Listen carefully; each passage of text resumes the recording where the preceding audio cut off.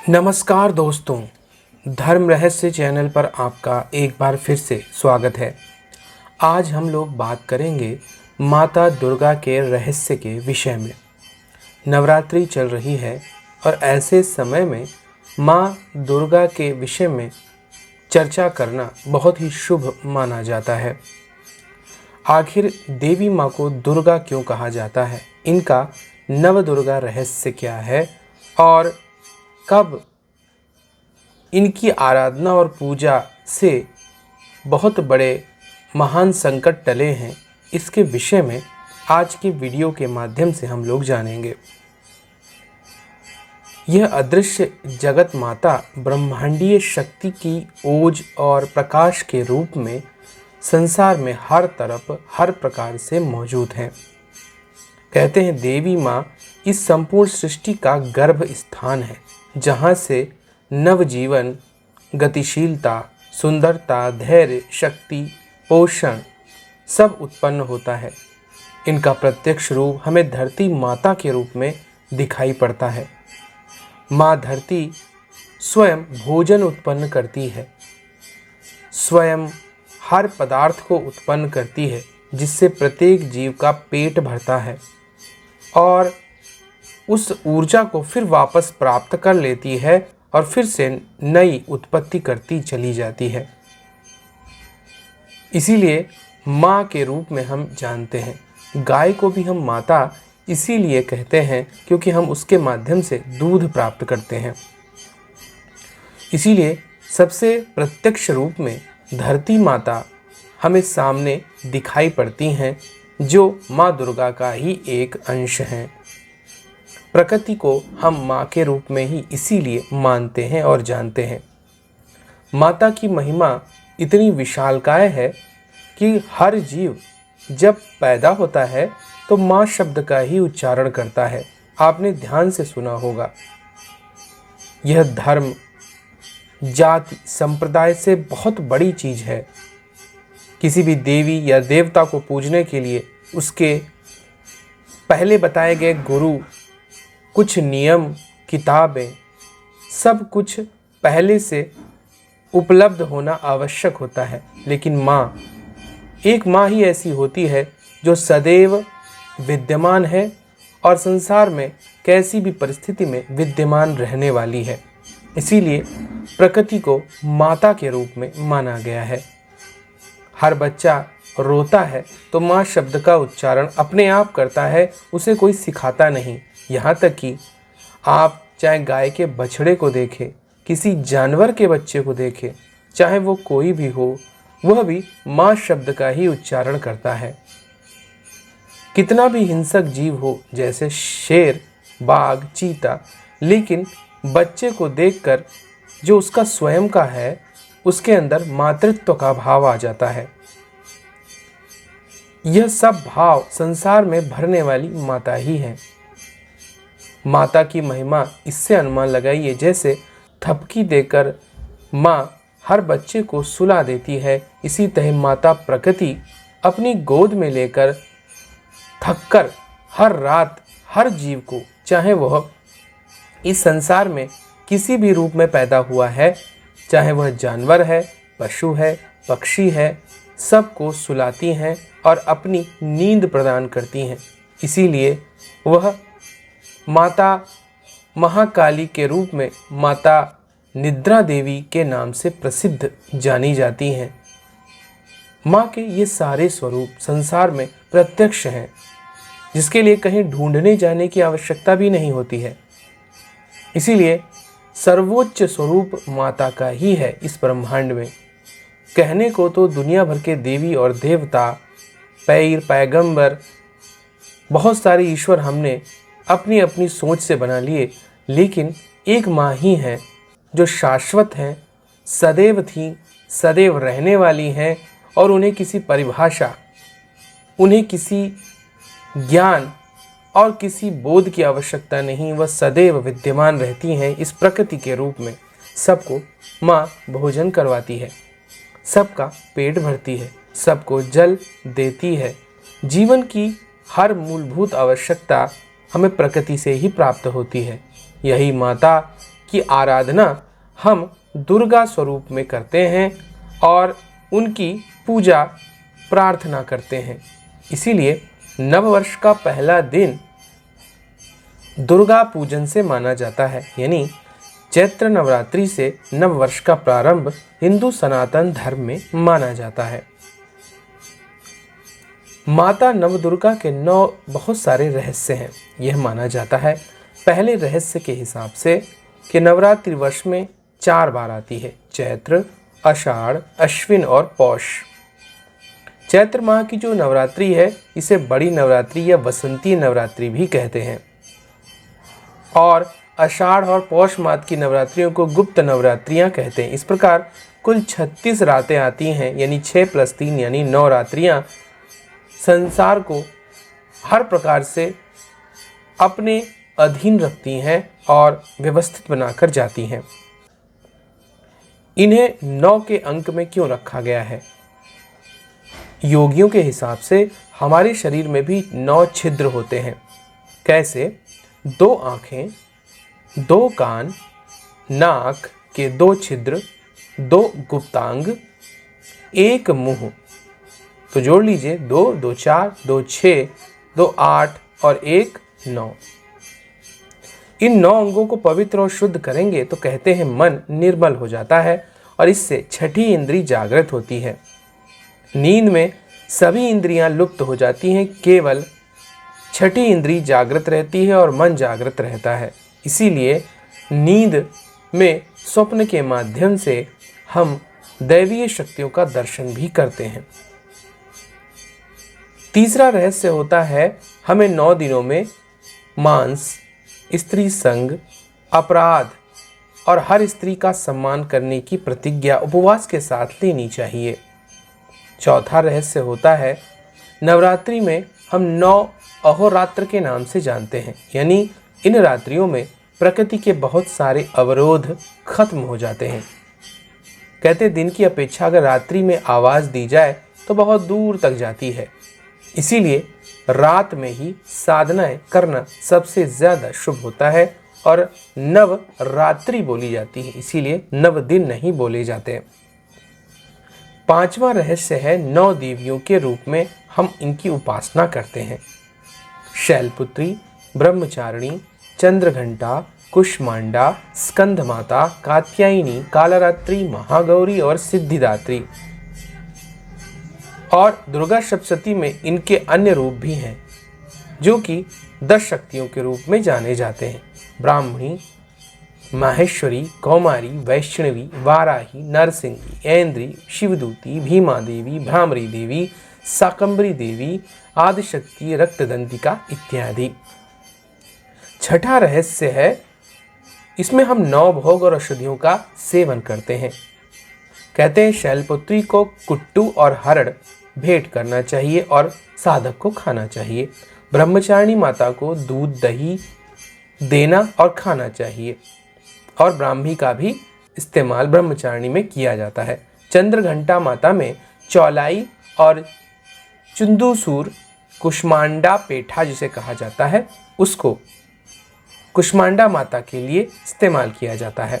स्कंद माता में शामक चावल और अलसी का इस्तेमाल किया जाता है। माता कात्यायनी में हरी तरकारी और मोइया का इस्तेमाल किया जाता है। इसमें आगे बढ़ते हुए माता कालरात्रि में हम काली मिर्च, तुलसी और नागदौन इत्यादि का इस्तेमाल करते हैं। महागौरी माता में हम साबूदाना और तुलसी का इस्तेमाल करते हैं। माता सिद्धिदात्री में आंवला और शतावरी का इस्तेमाल किया जाता है। 7वां माता का रहस्य है देवियों में त्रिदेवी, नवदुर्गा, 10 महाविद्या, 64 योगिनियों का पूरा एक समूह आता है जिसे हम आदिशक्ति माता अंबिका सर्वोच्च रूपों में इन अलग अलग रूपों में नामी और पूजी जाती हैं। सती, पार्वती, उमा, काली माता, यह सारी स्वरूपों में माता का हम आवाहन और पूजन करते हैं। दुर्गमासुर का वध करने के कारण इन्हें माता दुर्गा के नाम से जाना जाता है। 8वां महत्वपूर्ण रहस्य है नवदुर्गा में 10 महाविद्याओं की भी पूजा की जाती है और ये 10 महाविद्याएं होती हैं माता काली, माता तारा, माता छिन्नमस्तिका, माता षोडशी, माता भुवनेश्वरी, माता त्रिपुर भैरवी, माता धूमावती, माता बगलामुखी, माता मातंगी और 10वीं माता कमला। 9वां रहस्य है देवियों की पहचान। प्रत्येक देवी उनके वाहन के हिसाब से, भुजा के, अस्त्र शस्त्रों के माध्यम से पहचान सकते हैं। जैसे अष्टभुजा देवी माता दुर्गा कात्यायनी सिंह पर सवार हैं, तो माता पार्वती चंद्रघंटा और कुष्मांडा शेर पर विराजमान है। शैलपुत्री महागौरी वृषभ पर सवार हैं। कालरात्रि माता गधे पर सवारी करती हैं और सिद्धिदात्री माता कमल पर विराजमान मानी जाती हैं। कहते हैं भगवान श्री राम जी ने भी माता दुर्गा की आराधना की थी और नवरात्रि का जो पर्व है वह भगवान राम की वजह से ही शुरू हुआ था। यह माना जाता है कि पौराणिक ग्रंथों के हिसाब से कि नवरात्रि का जो पर्व है सबसे पहले भगवान श्री राम ने शुरू किया था। कहते हैं उन्होंने रावण को युद्ध में जीतने के लिए चंडी माता की उन्होंने उपासना शुरू की थी। माता को प्रसन्न करने के लिए उन्होंने 108 दुर्लभ नील कमल रखे थे। वही रावण ने भी अमृत प्राप्ति के लिए माता चंडी की पाठ की शुरुआत कर दी थी। अब इधर रामचंद्र जी और उधर रावण दोनों लोग एक ही समय में माता की उपासना और पूजा करने लगे।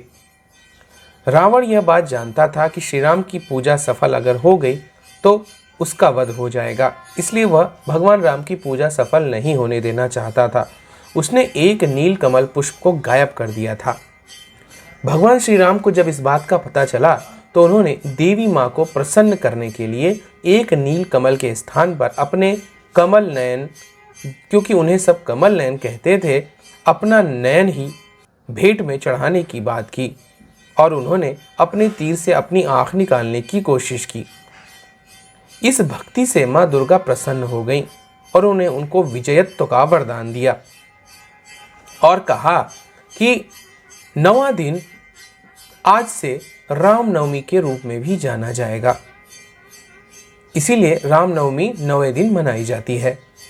इधर रावण की पूजा में हनुमान जी विघ्न डालने के लिए पहुंच गए थे और उन्होंने एक कोशिश की। उन्होंने कहा कि अगर मैं मंत्रों का श्लोक गलत अर्थ पढ़वा दूं तो अवश्य ही रावण का विनाश हो जाएगा। तो उन्होंने सबकी बुद्धि खराब कर दी और कहते हैं जब वो दुर्गा श्लोक पढ़ा जा रहा था तो एक ही शब्द के गलत उच्चारण मात्र से रावण का विनाश हो गया था। जब वह मंत्र रावण और उसके सभी पंडित पढ़ रहे थे तो उनके मुख से निकल रहा होता है दुख हारिणी, और उन्होंने दुख हारिणी की जगह दुख कारिणी शब्द का उच्चारण करवा लिया। कारिणी शब्द का अर्थ होता है पीड़ा देने वाला, यानी कि करने वाली, दुख को कराने वाली, और हारिणी मतलब होता है दुख का नाश करने वाली। तो दुख हारिणी की जगह दुख कारिणी शब्द का उच्चारण करने लगे।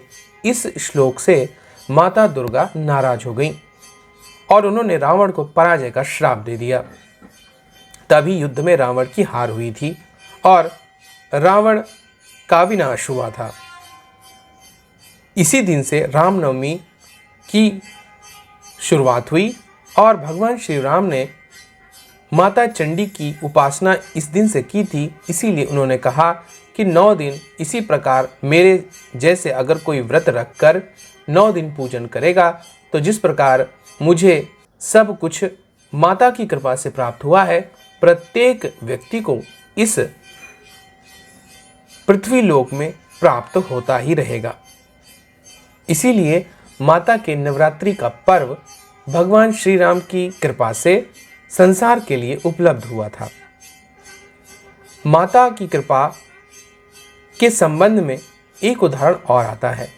जब भगवान श्री कृष्ण ने स्वयं अर्जुन को महाभारत के युद्ध से पहले माँ दुर्गा की उपासना की सलाह दी और भगवान श्री कृष्ण ने स्वयं दुर्गा स्तोत्र का रचना की थी और उस स्तोत्र को अर्जुन को दिया था और कहा था इस स्तोत्र का तुम पाठ करो। वो कहते थे एक स्तोत्र काफ़ी बड़ा है, मैं केवल शुरू की 2 लाइन पढ़ा के आपको सुना रहा हूँ।